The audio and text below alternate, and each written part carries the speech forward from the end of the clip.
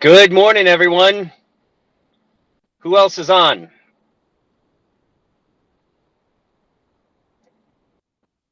I see lots of folks as note takers.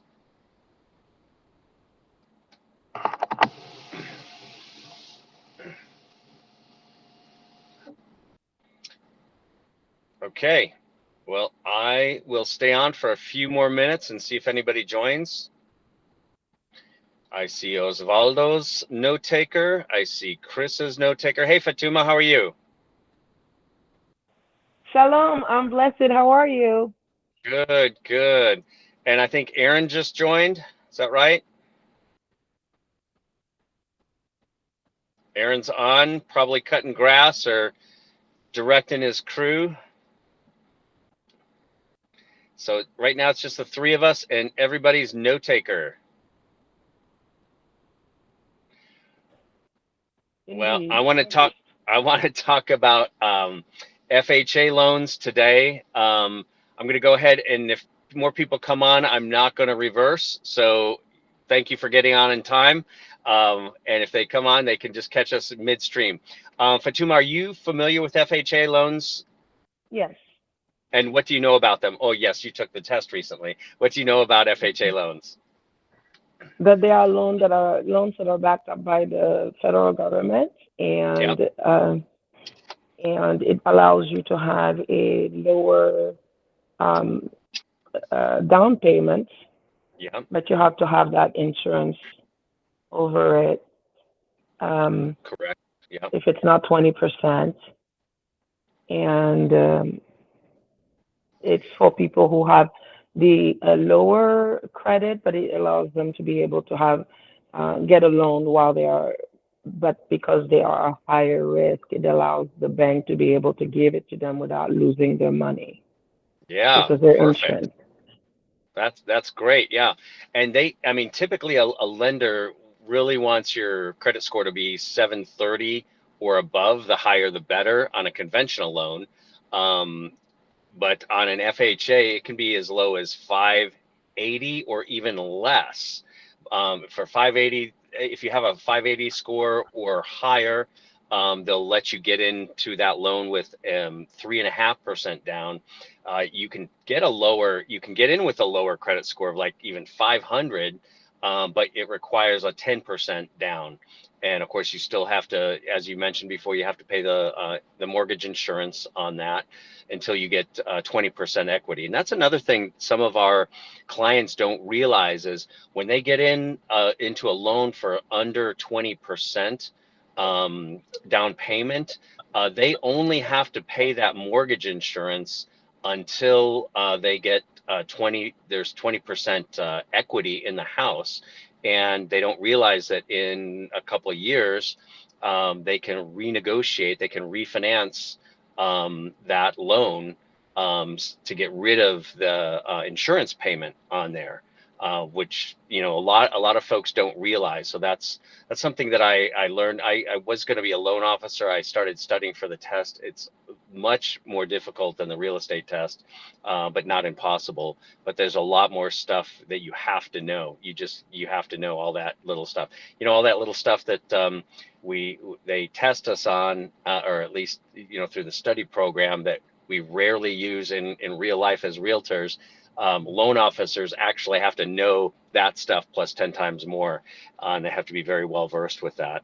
So that's of course, yeah. So typically, someone who is needing an FHA loan, they may not be as fiscally savvy, so they might lean on us a little bit more. But we still have to stay in our lane. A lot of times, the clients will ask me a loan pertinent question, and I can give them a little guidance. Even if I know the whole answer, I always qualify it with, please contact your loan officer. Please contact the loan officer you're working with. And of course, you want to be in relationship with that loan officer as well. And as newer agents, you'll want to find loan officers who you want to develop relationships with, so that you know how they work, you know how much you can trust them, how accessible they are. Accessibility is very important for me when I'm working with a loan officer and we're working as a team to help someone. And I always frame it within that we're working together as a team. Though if you do have a loan specific question, I am absolutely going to answer it to the best of my ability, but I'm always going to qualify that with, you need to confirm this with the loan officer, because you don't want to be liable for that. And also, I always, just as a side note, always in my communication, whether it's email or text, I am always creating those texts with the mind in the back of my mind saying, this can and will be used against you in a court of law. So be mindful of that. Anything that you say in a text or an email. So that's why a lot of times I'll like to have conversations over the phone. I'm still being have a fiduciary responsibility to my client, and I don't want to mislead them in any way. And I always qualify with, you need to talk to a real estate attorney, or you need to talk to your loan officer about that. But I always in the back of my mind, think, if I love this person loves me, we've known each other, da da da da, they're trusting me with this. When it comes to hundreds of thousands of dollars, sometimes those friendships can get tested with the lawsuit sometimes. That's never happened to me, thank you, Jesus. May But never happen in the name of may Yeshua. it never happen to me or anybody on my team in the name of Jesus. But I do know realtors, good realtors, no fault of their own, who've been drug into lawsuits. And so those emails, those texts, those could be used as evidence in a lawsuit. So just keep that in the back of your mind. But going back to FHA, so your clients typically who are using an FHA may not be as fiscally savvy, so you want to make sure that they are working with a very good loan officer, and then to cover yourself, you can, if you're recommending, if they're looking to you to recommend a loan officer, you can say, I've worked with so and so before, and here is his or her phone number, contact information, but there's also a couple more. And again, that's keeping in the back of your mind a potential lawsuit. David, you recommended this loan officer who didn't do a good job and led to my client's damages. you don't ever want to be in that position. So always cover yourself. I've worked with this person before, but here's one or two others as well for you to choose from. This is advice just from experience, watching other people and experiences of realtors who've been in the business for decades. Always do that.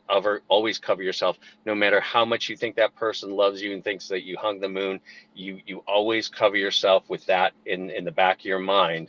This could, I want to realize that anything I text, say, or email could be used against me in a court of law at some point. So just keep that in the back of your mind. Back to the sunshine and blue skies. So because these people, these FHA clients may not be as fiscally savvy, they're going to lean on you a lot more. So you've got to have your game. You need to know. You're going to be coaching them. This is probably somebody with an FHA. This is probably a first time home buyer. And so they're going to need you're going to need to coach them through a lot of things.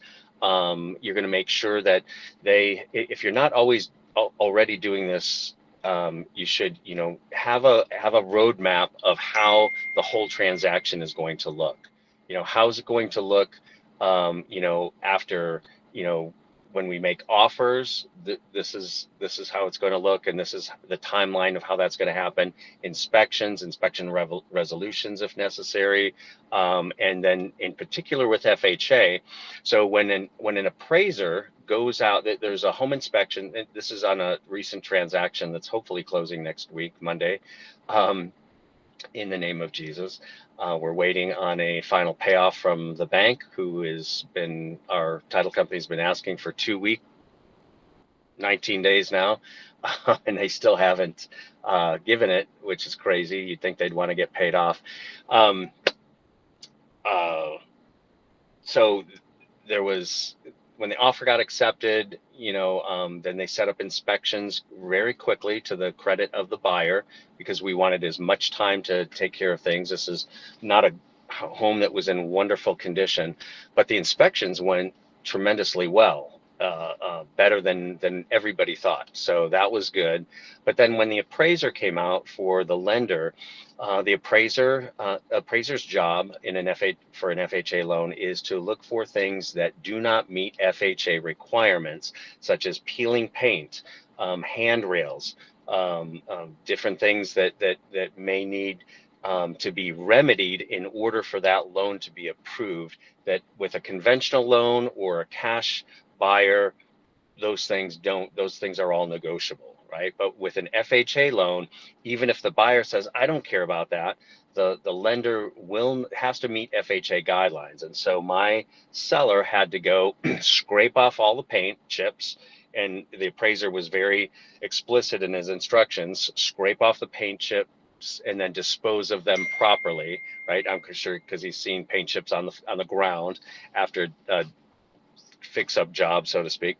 And then it has to be repainted over with lead paint. Any exposed wood has to be covered. There can't be any exposed wood at all in the home. And then they needed a handrail. They needed some stairs repaired that didn't meet FHA guidelines. And thankfully, there were only 3 issues that needed to be resolved, which was amazing. So be aware that with an FHA loan, those things are going to come up.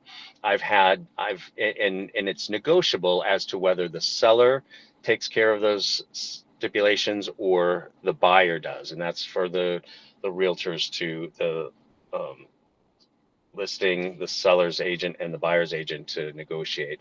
And so I've had it go both ways. I've had the buyer do it, and then I've also been in situations where the seller has had to do it. And again, it's just all negotiable. But I had one young couple, this was their first home out in Holden.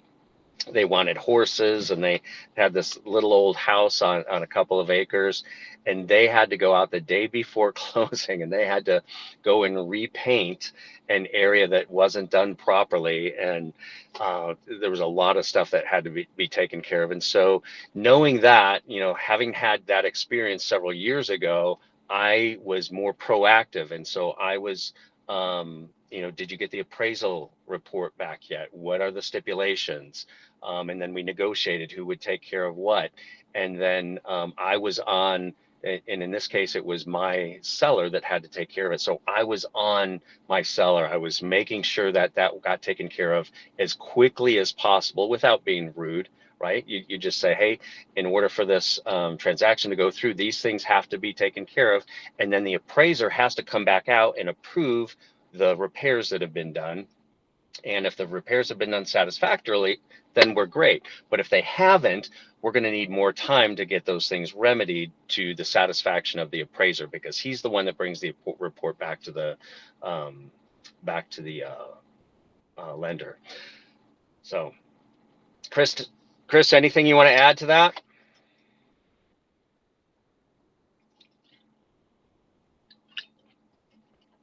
You're on mute, sister. Yeah, no, I'm good. You covered that really well. Okay. Okay. So I that's do all have I a have about. question. Yes, Patuma. You mentioned about the lenders that you always give more than one option. Yes. Now, how do you decipher what options? How do you say, okay, I'm going to go ahead and recommend this lender? I know we have Jason because Mm-hmm. we have relationship with Jason, but it is Yep. smart not to give just Jason so that we may cover ourselves. So they may not say we give them only one option. But Yes. how do Yes. you decipher the second or third option?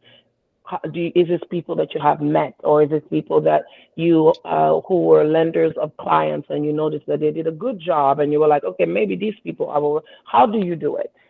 Well, and that'll come with time, experience, and just time doing this business. Just as you've said, people whom you've met, lenders that you've come in contact with, other transactions.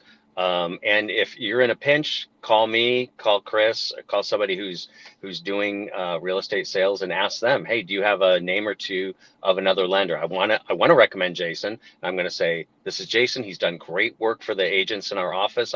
We've worked with him before. But I also want to, recommend a couple others, one or two others for you to check out, just to cover yourself. So, did that answer that? Yes, thank you Okay, kindly. Appreciate it. sure. Anything else? Okay. Fatuma, if you used a lender that you liked personally, didn't you just buy a home? If they did a good Yes. job, then you could potentially use them. You know, Okay. um, I Yep. I haven't even been in this for very long, but I actually have several people that I know. The person who helped me get my home, and then I've got the person who helped my sister buy her home. And so I would recommend any of those people. I actually have quite a few. Thank you, Rachel. Appreciate that. Yeah, that's good. And I mentioned how I don't want to just assume and hope that everybody is doing their job in the transaction, in this case the buyer's agent or their lender or anybody like that. So, I reached out to our buyer's agent. I said, I wanted to ask, is the loan ready to go? Is it clear to close? But I didn't. I just said, hey, how's the loan going? And she's going, great. And I'm like, I don't want to hear great when we're 3 business days away from closing. I want to hear more specifics. So I didn't want to push too much with the buyer. So I contacted the buyer's lender directly, and I spoke with her, and I got exactly what I needed to hear.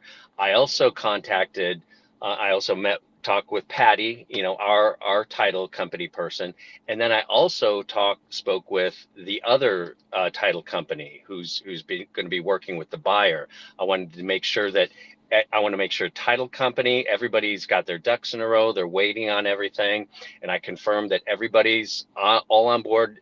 We're just waiting for the bank to give us a payoff amount, and that's the only thing. And I found out that that's the only thing we're waiting for, because I want to take control I want to be in control of my business. And if I'm not just going to assume that the buyer's agent is doing what she needs to do, or their lender's doing what they're supposed to do. I want to find out. I want to have conversations, and there's nothing wrong. You have a fiduciary responsibility to your client, and you want to make sure that the closing happens on time, and everybody's happy. So I'm making sure that everybody's ducks are in a row. Any I thoughts or have another questions about that? question. Mm-hmm. I have another one. When you Go mentioned ahead. the title company, um, okay, my when I purchased the house, the title company was, the real estate. My relative brought, but how do you work with Patty? Where does the title company come into play? How is that? How does that jump into the whole? How does the dance work? Like that, who talks about it? Who brings the title company? Sure. Who Chris, decide what? you Yeah, want to handle that? so yeah, so when you list a property, part of the exclusive right to sell, you have in there who the earnest money goes to. That's done on the listing side. And so when you look at a listing sheet, it will have who holds the earnest deposit, and that will be the seller's title company. So in Kansas and Missouri, seller and buyer can close at different title companies, but the title company, as soon as you have a contract put together on a property, whether you're the buyer's agent or the listing agent, I always send it. I don't care which side I'm on. I get it to the title company. And if it's a buyer, I usually try to use Patty. The only exception is if it's a cash deal. You have to use whoever the seller's title company is. That's just the way it is. Okay. But I always, if it's not a cash deal, it's a loan. I use Patty and I get the contract to her so she can start working on that title work. And then she works closely with the lender. She gets figures from the lender. She gets like the clear to close schedules, whoever it is, seller and buyer, to come in and sign the documents. And it's the title company that sends it to the county for recording. And that's when it's done, it's closed. But the title company is involved from the time you get a contract. And even if you get a listing, you can send it to the title company so they can start on a preliminary title search. Okay, so then Okay. it could be on the buyer or on the seller, is whoever is more Yeah. like whoever sends the Yeah. contract first is more diligent, basically. Yeah. Yep. Okay, thank Okay. you.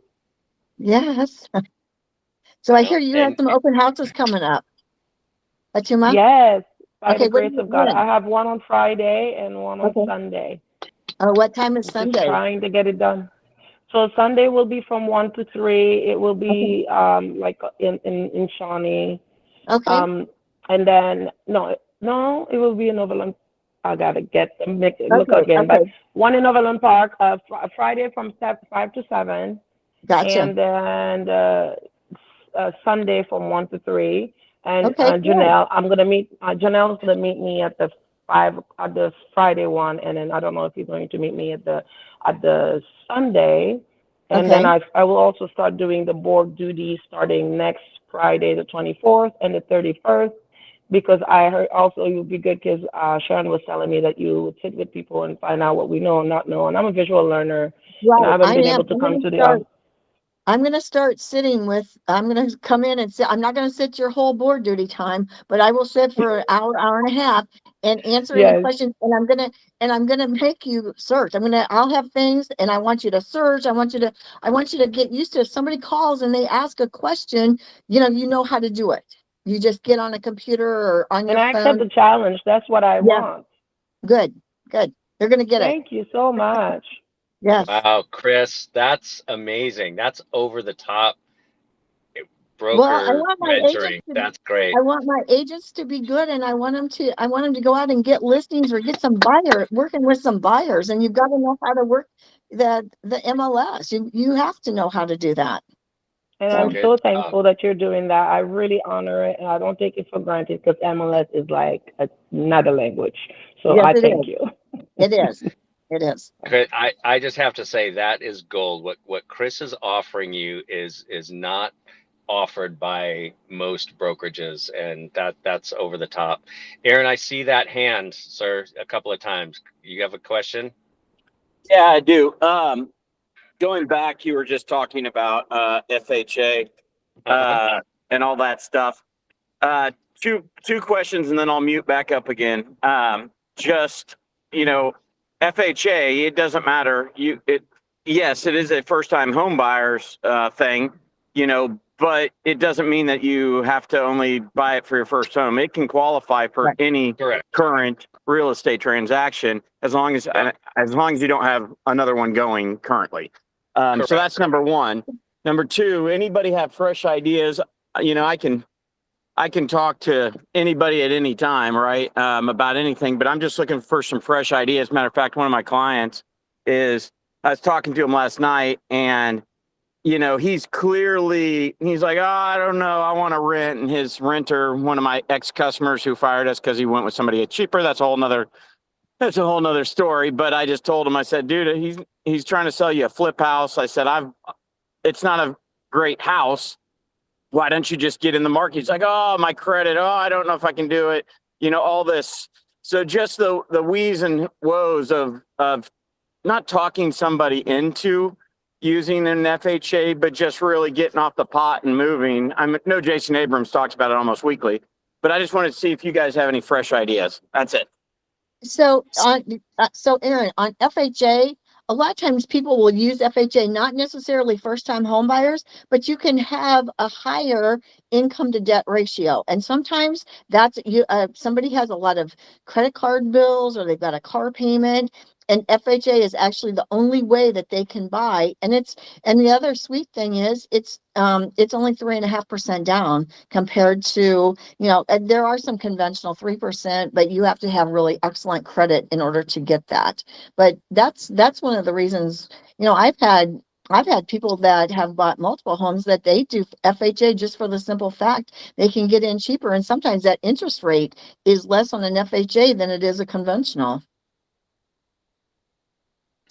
Yeah. Correct. Yeah. I agree. I mean, and that's definitely what I'm trying to persuade's the wrong word, just educate, if you will. Throw that seed out there. Will he have a conversation with Jason? He's already. I did a group text yesterday with him to hook him up. Okay. I've got some other lenders. Now this is a ex-relative, so I trust Jason. I trust Jason, and again, the biggest thing when you're dealing with your sphere of influence, guess what your sphere of influence doesn't want to divulge to the real estate agent? Oh yeah. Their financial baggage. So, which is exactly what buys the house. So that's where I was saying, I mean, I know all that stuff with the FHA. I know you can have 10 mortgages all active at once. So what can you guys that have been in the business a lot longer, what's some other talking points and you didn't hear me say this, I'm yelling this out the car window, persuade somebody to use an FHA. Did you guys have any talking points if that was the topic we were talking? So I'll mute and listen. No, a good lender will actually, if a buyer can go different routes, they'll show them the comparison and have them pick which one they want. Rather than, you don't need to push FHA down anybody's throat. It's whatever the person qualifies for.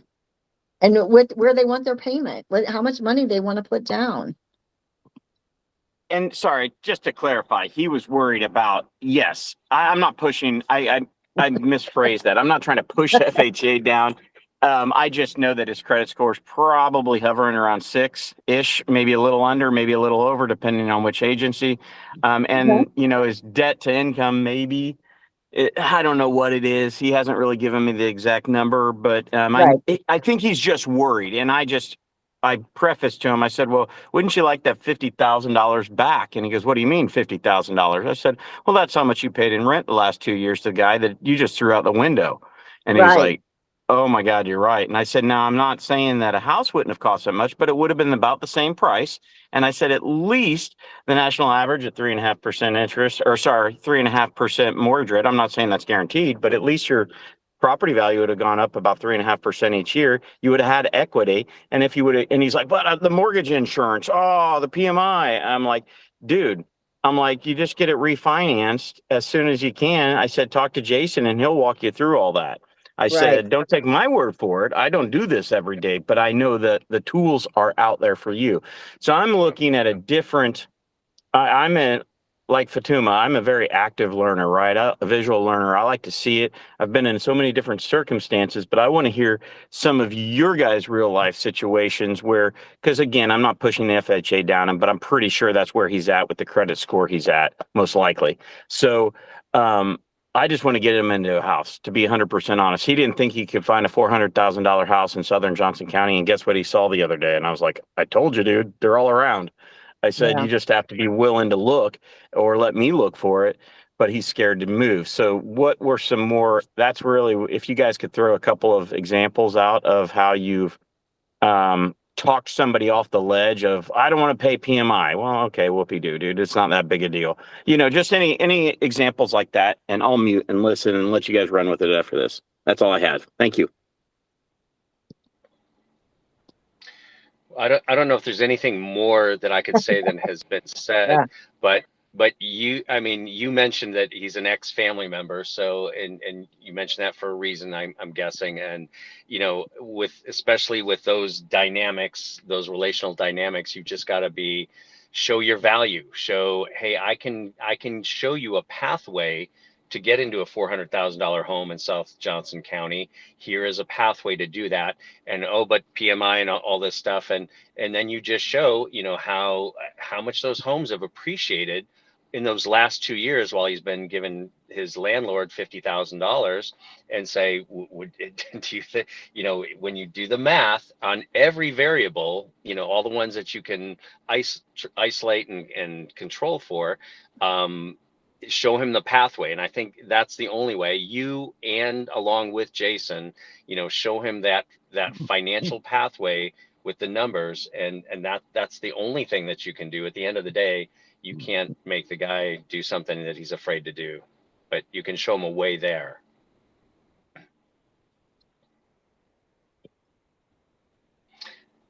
Anything else anybody has to add about that? Okay.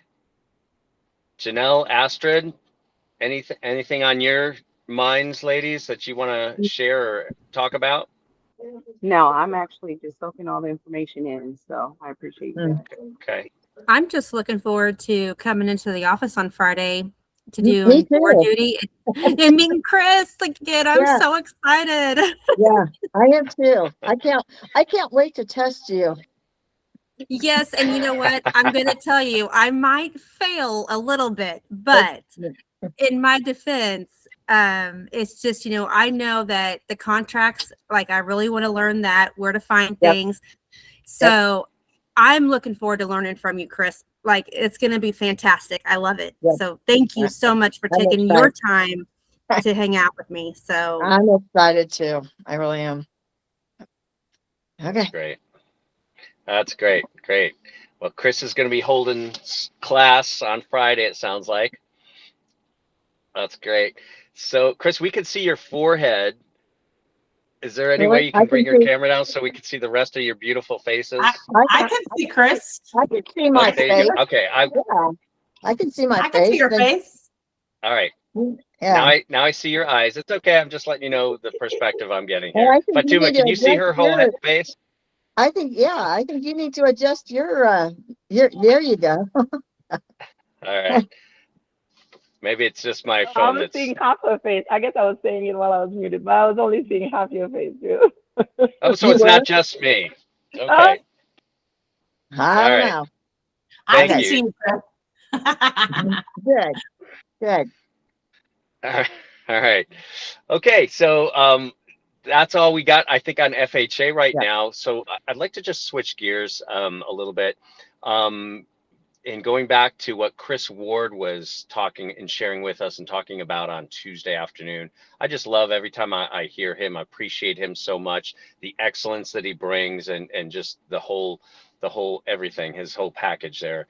And I want to talk about some of the things that he was talking about. Was there anything that, going back to Tuesday morning, was there anything that grabbed a hold of you that you recall?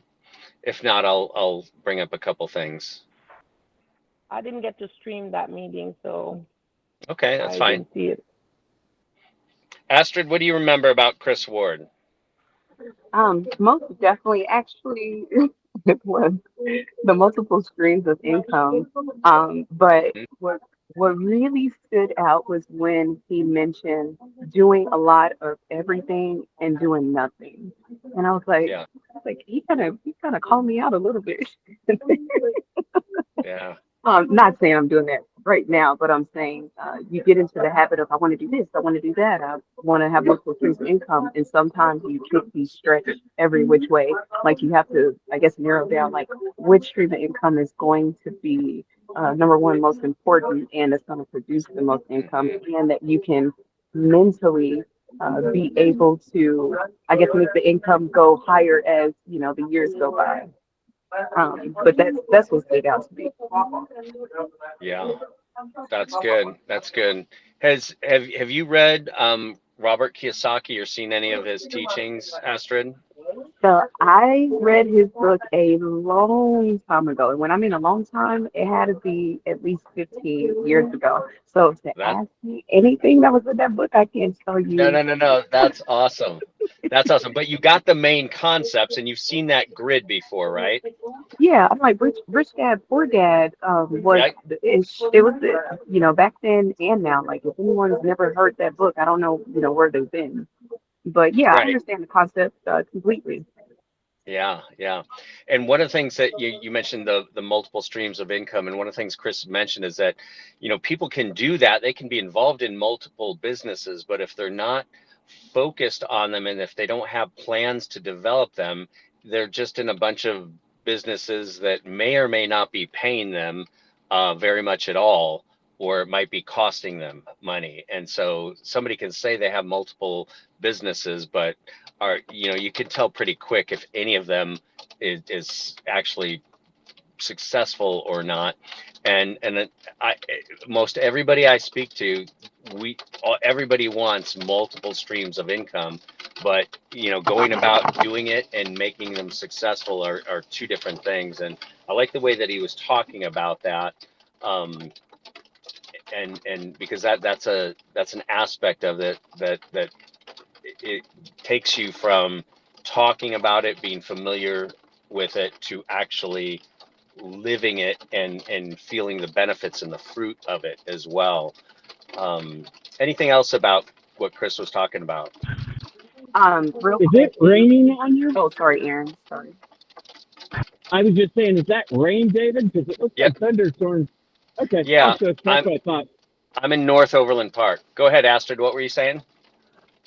He just made really good points about basically kind of giving leverage to other people, just creating a relationship with other people to where he can like free himself up to be able to do other things and be able to not only pay other people to do the things that he necessarily, just doesn't want to do, but it's going to benefit them in the long run because actually it's going to benefit the entire company. He can pay other people to take care of stuff that he's not able to for maybe time restrictions, and also help someone else's family out. Like you're paying them to do a job, but it's something that they love to do. Yeah, yeah, yeah. For instance, administrative things for me, I can do them if I have to, but it takes extra energy and pulls that energy at the things that I'm better at and more successful at, and have fruit with.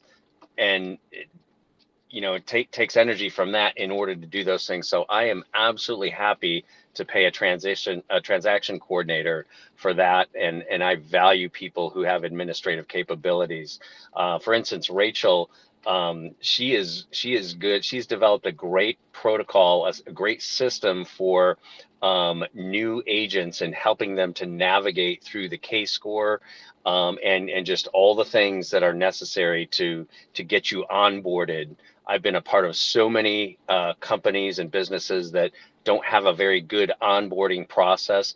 I am not the go-to person for onboarding and getting all those details. Rachel has knocked it out of the park with some of the protocols that she has developed and is developing for our office. So Thank you, very David. grateful for that. Yeah. Um, Look, all while getting her license as well. Like I have to give it up to her again and again. That's like Thank you, Astrid. multitasking at its finest. But I'm saying right now, I couldn't do it. So Yeah. You can do it. I believe in you, Astrid. You can Yeah. get this done. You're gonna be licensed soon enough. oh And then yeah, you're but I'm saying you at the desk taking care of the onboarding for everyone. That's what I'm saying. Yep. That part. Yeah. Yeah. So all that is to say, know what you're good at. If you haven't done the personality assessment that we have, that is a great way to help identify what your strengths and weaknesses are. If you yeah, if don't, anyone wants, sorry, David, sorry, I didn't mean to interrupt you. go ahead. Yeah, If anybody talk to does Rachel. want to do the KPA, I can send it to you. Just let me know. Yep. And then either Chris or David can walk you through it. If you're wanting to know more about who you are and what you're really good at, it is very, very informative. It's like 30 pages or something of who you are. And it's kind of creepy how accurate it is, because I've done it. And you're reading it and you're like, oh my God, how did they even know with these questions? It's kind of wild. So definitely, I can send you that. Just email me or text me or whatever and let me know you want to do it. And then you can set up an appointment with either David or Chris or whatever to go over that.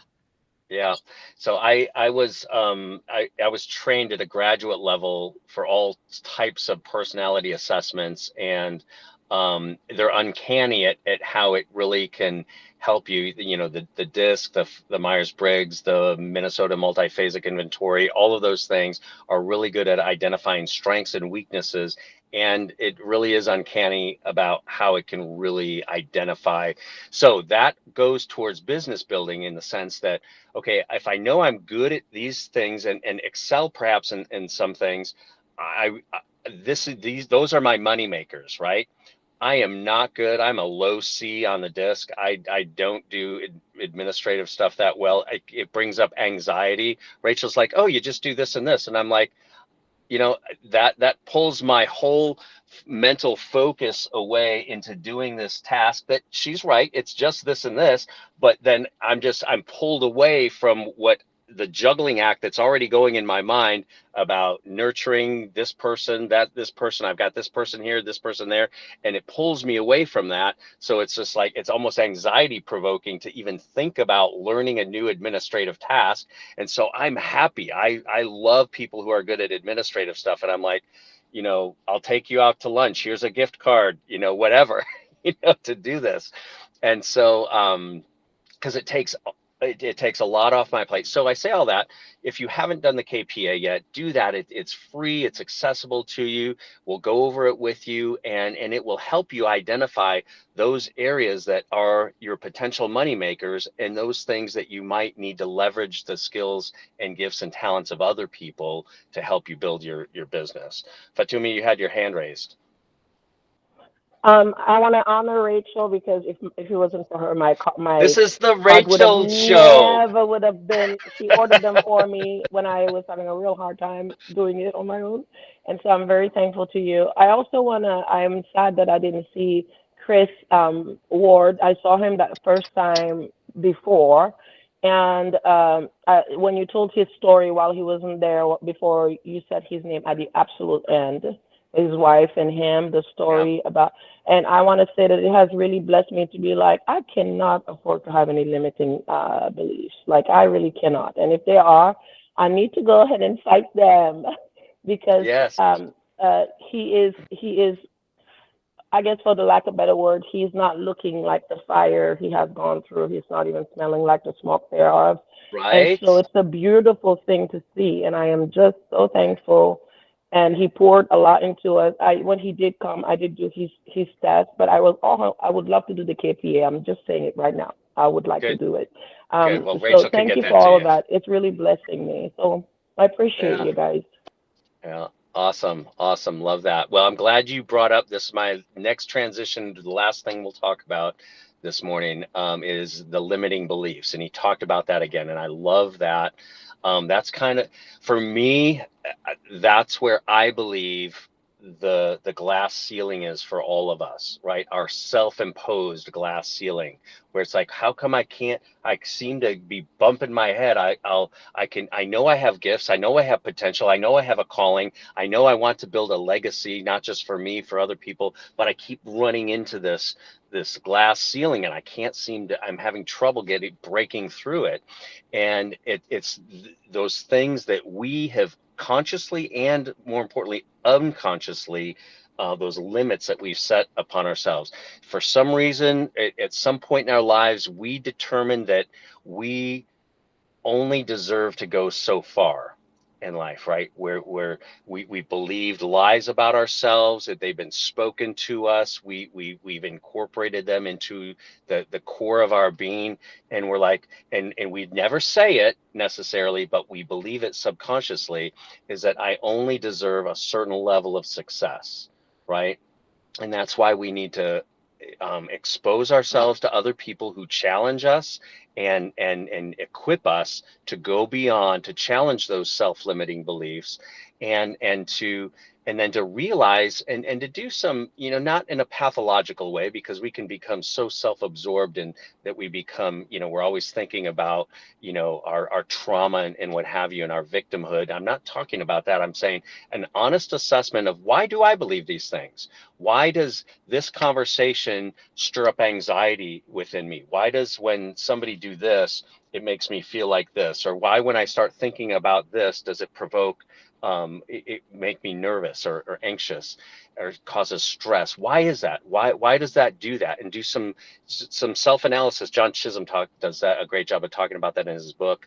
But one of the things that Chris Ward talked about on Tuesday morning was, whenever I'm thinking too much about myself, I go and find out ways to help other people. Is that brilliant? That's almost scriptural. It is scriptural. So when I'm thinking too much about myself, I start looking at other people. How could I help them with that problem? Like Aaron's wanting to help his family member, not because he might be an idiot, but because he really wants to help him, right, Aaron? That's why you want to do it, because you really do want to help him, right? And you don't have any family, baggage there. You really want to help this guy There is no succeed, baggage. right? And No we just baggage. No baggage. I you're promise there's baggage no free. baggage. I like United my Airlines can't charge ex-brother-in-law. you for anything. Yeah, you're Yep. walking on that airplane with nothing. Yeah, Now my no baggage. sister-in-law, that's different. Okay, and that's probably not a part of you at all.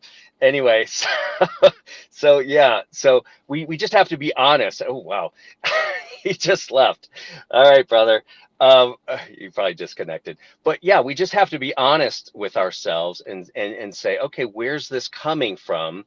And then I need to okay, I've realized where that's coming from, how I might have developed that, or you haven't gone that far, but you just know it's happening. Let me just go start thinking about ways that I can help other people, even in the smallest ways. I just had my trainer just glowing about this woman and her family that he helped on the side of the road last week, and he's just beaming about it. I mean, it's amazing. And I'm just like, that's what I'm talking about, getting outside of ourselves. All of a sudden, all that anxiety, the stress, depression, whatever it is, that goes away when we start helping people and we see its effect on people. We're not looking for anything back. We're not trying to leverage them at all. We just want to bless them and help them in a way that we might not get returned. And that's also ties into your business as well. Um, helping people, nurturing your pipeline, nurturing your prospects.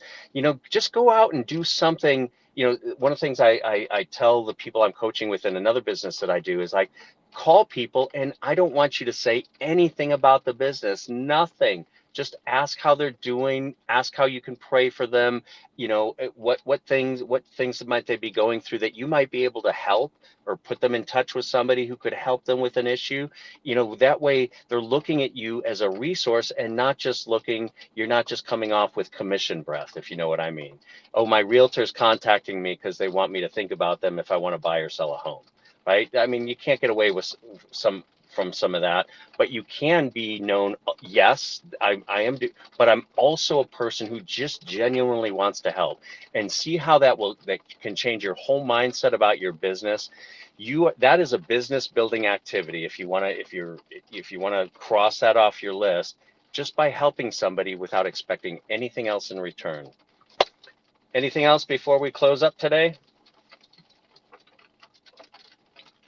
To piggyback off what you said, David, I had an hour and a half conversation with one of the an agent that's in the top 1% of the state of Texas, and she said that all of her transactions come from not selling.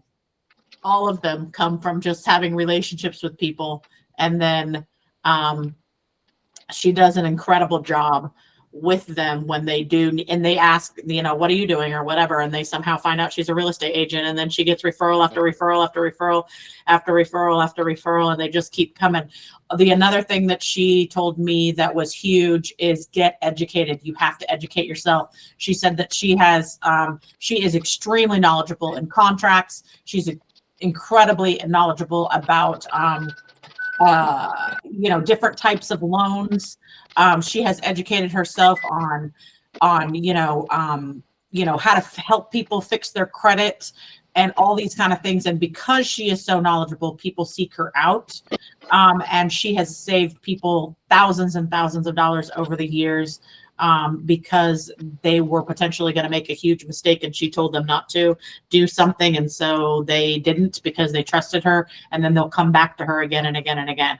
So make sure whatever we're doing is with integrity, and make sure that you are becoming knowledgeable and you know your stuff. And if you don't know your stuff, find out before you're telling somebody the wrong thing, because it's super, super important to make sure we're doing everything to the best that we can, and that we're helping people as much as we possibly can.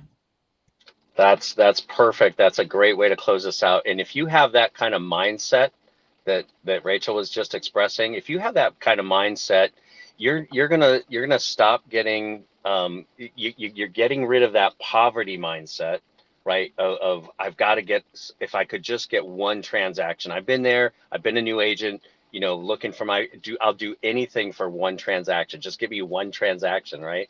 But if you can get rid of that poverty mindset by doing what that agent was teaching Rachel about, that will serve you for a lifetime, not just in real estate, but in your whole life as well, right? Okay. Anything else? Thank you so much. Bless you. Yeah. Bless you all. Thank you so much for coming on. Thank you, David.